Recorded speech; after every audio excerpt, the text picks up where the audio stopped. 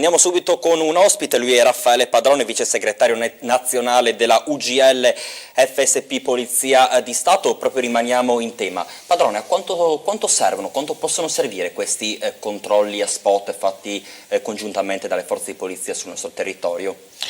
Considerato che i controlli comunque, ripeto, con quelle poche unità che abbiamo a disposizione, sia noi, l'Arma dei Carabinieri, la Guardia di Finanza e la collaborazione ultimamente della Polizia Municipale, insomma, sono costanti.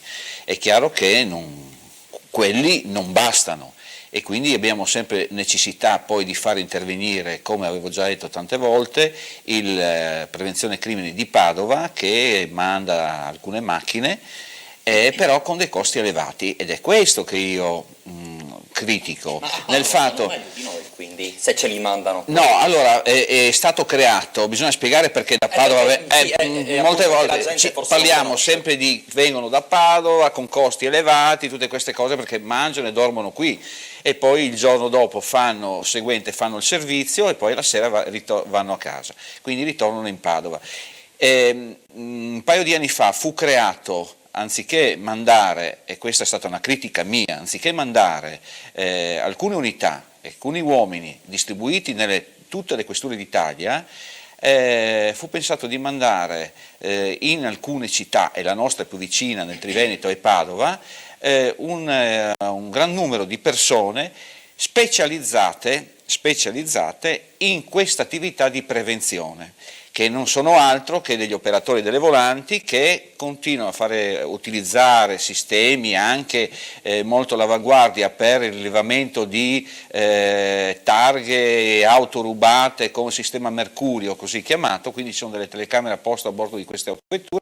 E il Ministero esatto, e che ha creato questo gruppo all'interno delle regioni, nel Triveneto, ripeto, Padova, e quindi queste persone vengono assorbite dalle varie questure che oggi sono in deficit. Allora, se la pensata poteva essere buona per quel periodo, non lo è più adesso, perché il problema è che tutte le città, comunque Udine, comunque Trieste, comunque Treviso, comunque le città piccole hanno la stessa necessità di Pordenone e quindi vengono utilizzati, cioè ecco perché non sono sempre a Pordenone, ecco perché non sono sempre a Treviso, ecco perché sono a Padova.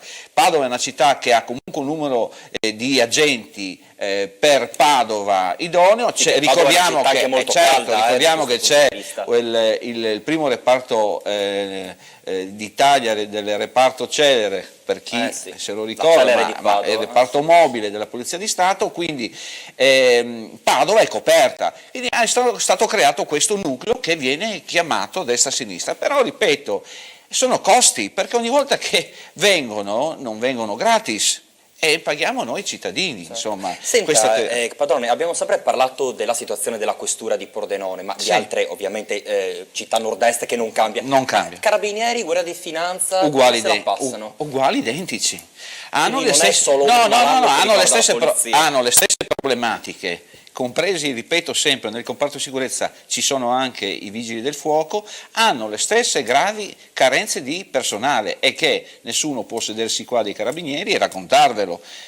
Questa è l'unica differenza, che magari lo racconto io per loro, perché disgraziatamente non hanno un sindacato, non hanno la possibilità, perché sono ancora cosiddetto con le stellette, no? E quindi non hanno, a parte il loro sindacato generale che è quello del COCER, ma non hanno la possibilità di denunciare queste gravi mancanze e gravi carenze di personale, di mezzi e di tutto quello che ci va, perché poi ci sono le divise, è un sacco di problemi che ha la sicurezza. Quello che fa specie, sa cosa? Perché noi ogni giorno poi facciamo i giri della cronaca nera, no? Certo. Chiami nelle varie appunto postazioni, caserme e altro, e ti dicono sì, ieri sera c'è stato un incidente stradale ma non avevamo una macchina per uscire, quindi abbiamo dovuto chiedere rinforzi fa specie che in una zona come la nostra si arrivi a questo. Come si arriva a questo? Tutto quello che poi segue alla carenza di personale sono questi episodi.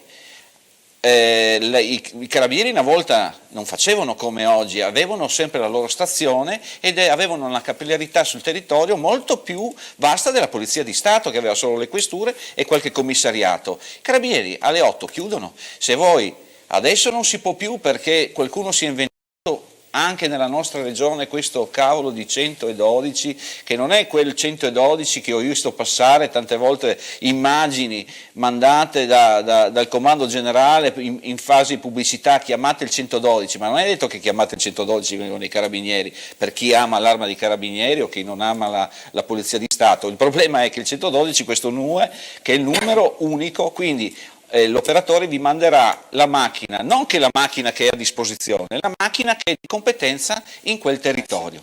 Il problema è che lei parla degli incidenti notturni, questa è la gravità, perché c'è una, due macchine in tutto il Friuli Venezia Giulia, che poi quella macchina viene utilizzata al 90% nel turno cosiddetto compartimentale, che è quello dell'autostrada. Perché?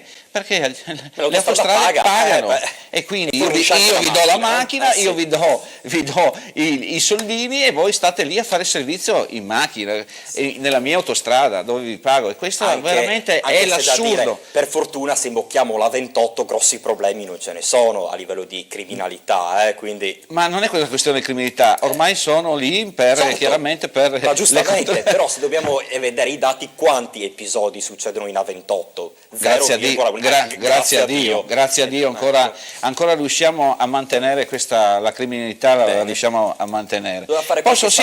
Volevo ecco, perché siccome poi l'ufficio, come negli uffici di polizia, negli uffici, tutte le istituzioni, gli uffici lo fa il personale, ecco, siccome abbiamo sempre gravità anche di personale alla sanità, che la sanità insomma ci viene raccontata, ma si vede quali sono le gravi mancanze, ecco, per quanto riguarda il reparto di medicina nucleare, devo dire che veramente il personale dell'ospedale civile di Pordenone, ecco, è un reparto che molto probabilmente o il primario li sbacchetta o le persone sono veramente gentili. Io ho trovato delle grosse ospitalità in questi giorni e devo dire un ringraziamento pubblico lo faccio al personale della quando medicina la sanità nucleare. funziona, per fortuna. Ma sono sempre le persone che credo facciano la differenza. differenza. Sì. Grazie a voi, Raffaele buonasera. Padrone, un abbraccio e alla Grazie. settimana prossima. Accendono un braciere in casa, intossicata una coppia di cittadini nigeriani residenti a Udine.